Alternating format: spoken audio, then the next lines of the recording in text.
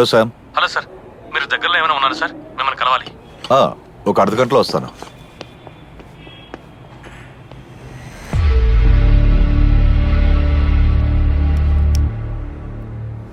అది hi Sam.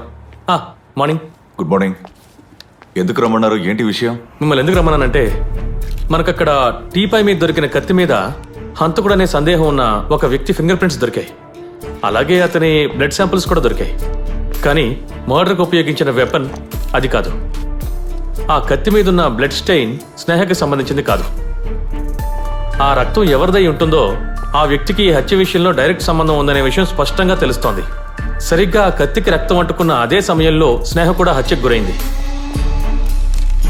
Anything else? స్నేహ హత్యకు గురైన సమయంలో రోబన్ ఆ ఫ్లాట్ లో ఉండే అవకాశాలు చాలా ఎక్కువగా ఉన్నాయి. కారణం, రోబన్ బ్లడ్ శాంపుల్ మనకి అక్కడ దొరికింది. నా ఫైండింగ్స్ ఏంటంటే, స్నేహ ఇంకా రోబన్ హత్య చేయబడింది ఆ ఫ్లాట్ లోనే. కానీ స్నేహ హత్య తర్వాత 30 నుంచి 50 నిమిషాల వ్యత్యాసంలోనే రోబన్ హత్య చేయబడ్డాడు.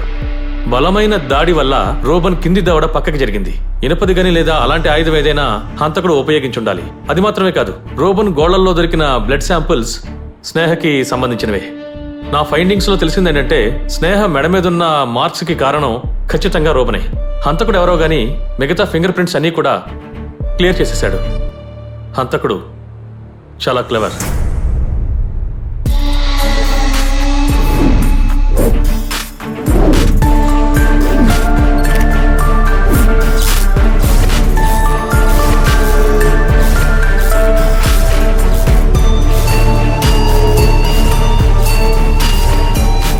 ఇదంతా వాళ్ళింటి వాళ్ళే చేశారు. Thank you sir. With pleasure.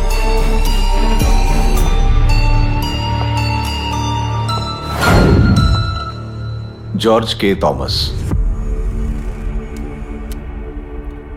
చెప్పు జార్జ్, ఆ రోజు ఏం జరిగింది? రూబన్ ఫ్లాట్ లో దొరికిన కత్తి పైన మీ ఫింగర్ ప్రింట్స్ ఎలా వచ్చిందో చెప్పండి. స్నేహ హత్యకు గురి అయిన సమయం, మీరు ఫ్లాట్ కి వెళ్ళిన సమయమో దాదాపు ఒకటే.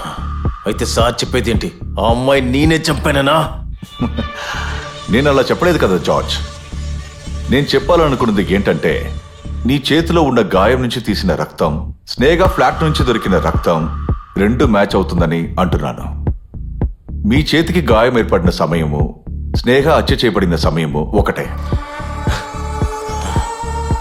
అంతేకాదు, క్రైమ్ స్పాట్ నుంచి దొరికిన కత్తి పైన మీ ఫింగర్ ప్రింట్స్ ఇంకా రక్త మరకలు ఉన్నాయి. ఇప్పుడు చెప్పండి, అసలు ఏం జరిగింది? దాన్ని పొడిచి చంపింది నేనే సార్. పొడిచి చంపారా లేదా గొంతు కోసి చంపారా? కాస్త ఆలోచించి చెప్పండి.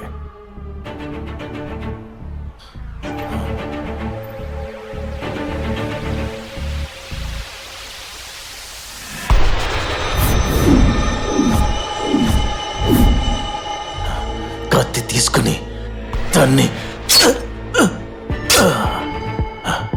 పొడి చేసి చంపాను.